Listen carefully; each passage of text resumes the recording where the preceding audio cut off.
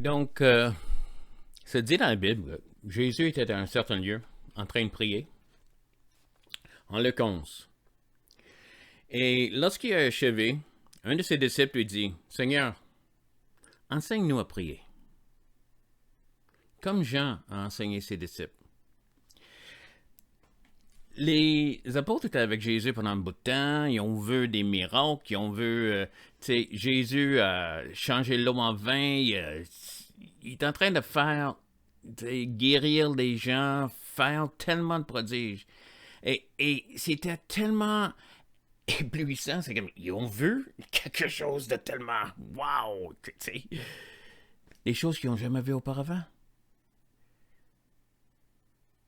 Mais la chose qui les impressionne le plus, ça a l'air être une des premières questions qu'ils demandent, c'est que Seigneur, enseigne-nous à prier. Parce que Jésus priait beaucoup. Il passait des nuits en prière et il passait. Et la prière, c'était une conversation avec son Père, avec Dieu. Et les disciples étaient impressionnés parce qu'ils savaient que qu'est-ce que Jésus faisait.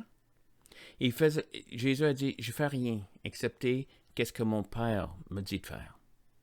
Et c'est dans cette communion-là que Dieu agit. Jésus agissait comme un homme qui était en communication avec Dieu. Et quand il agissait au nom du Seigneur.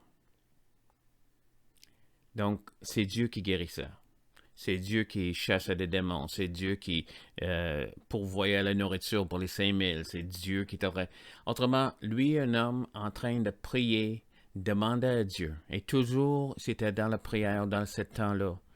Il reconnaissait que Dieu était là.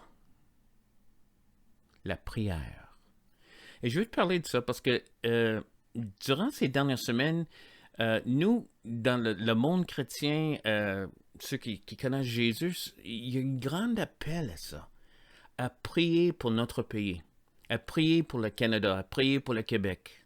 Il y a des gens, je suis un pasteur dans les assemblées de la Pentecôte du Canada, et ceux dans la francophonie, ont fait un appel aux pasteurs de vraiment prendre du temps de prier pour le Québec, pour la francophonie. Je fais partie d'un groupe qui s'appelle le Firewall, le muraille de feu, à travers le Canada. Et c'est des personnes, tu sais, de tout, c'est pas juste des pasteurs, c'est toutes sortes de monde qui sont en train de prier 24 heures par jour pour le Canada. Pour qu'on ait ces choses, qu'on a le virus, on a l'économie, on a des choses. On veut aussi voir des choses extraordinaires arriver. Et on veut que des personnes apprennent, qu'ils goûtent qu'est-ce que Jésus a à faire, la vie et la vie d'abondance. Et pour ça, on prie. Et peut-être pour toi, ça peut être l'air un peu vide. Je rappelle un cartoon que j'ai vu un jour. C'était le cartoon, c'était le bureau du pasteur. Puis le secrétaire qui rentrait. Puis le pasteur était à genoux, en train de prier. Puis le secrétaire a dit, ah, c'est bien, t'es pas occupé. Donc je peux te demander d'autres choses. Parce que pour elle, prier, il n'y a rien là. Mais la raison qu'on prie, c'est justement parce qu'on sait on est limité, mais on prie celui qui est illimité. Et j'ai vu la prière agir. À travers les 48 ans que je suis chrétien, ça a tellement, tellement transformé les gens. J'ai vu, oui, qu'est-ce qu'on appelle des miracles, des choses qu'il n'y avait pas d'explication normale, mais parce qu'il y a des gens qui ont prié, il y avait des personnes guéries, il y avait des personnes qui manquaient, et tout un coup, là, il y avait la provision. Mais surtout, il y avait une relation avec quelqu'un. Moi, t'expliquer quelque chose. Quand Jésus est mort, la première chose qui est arrivée, il y avait un rideau qui était déchiré. Les rideaux, c'était entre le lieu saint, où allaient les sacrificateurs, et le lieu très saint, où seulement un sacrificateur pouvait rentrer une fois par année. Et ça, c'était la présence de Dieu. Mais quand Jésus est mort, le rideau est déchiré, afin qu'on puisse rentrer toujours. Et si tu es chrétien, utilise cette opportunité. C'est le temps, c'est toujours le temps, mais c'est le temps de prier. C'est le temps de demander, c'est le temps d'approcher.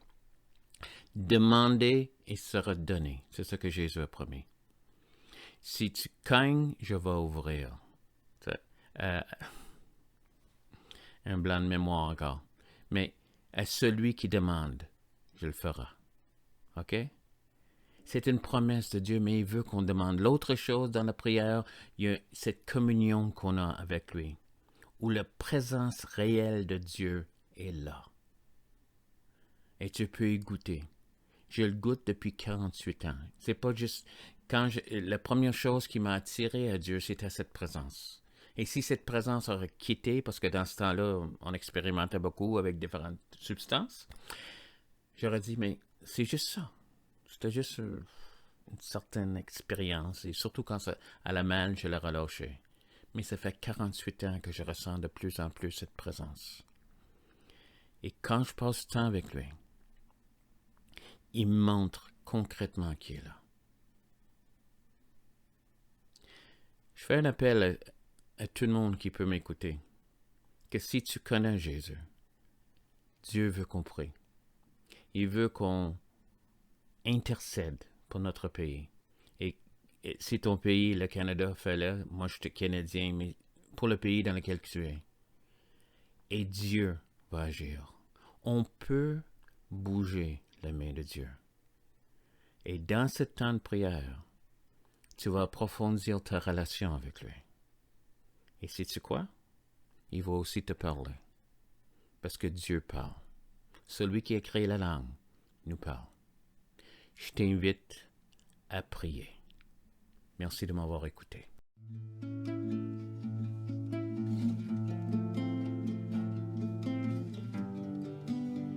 Quand on cherche sincèrement, il y a des réponses qui s'offrent à nous.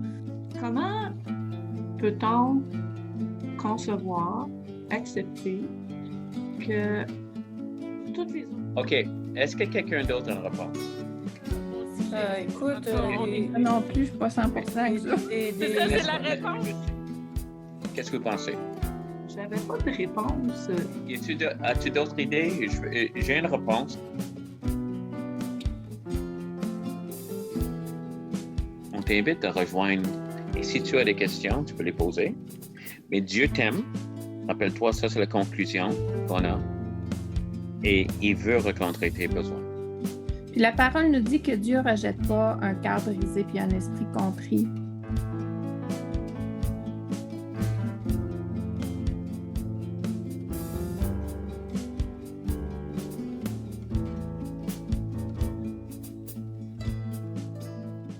Sois le bienvenu.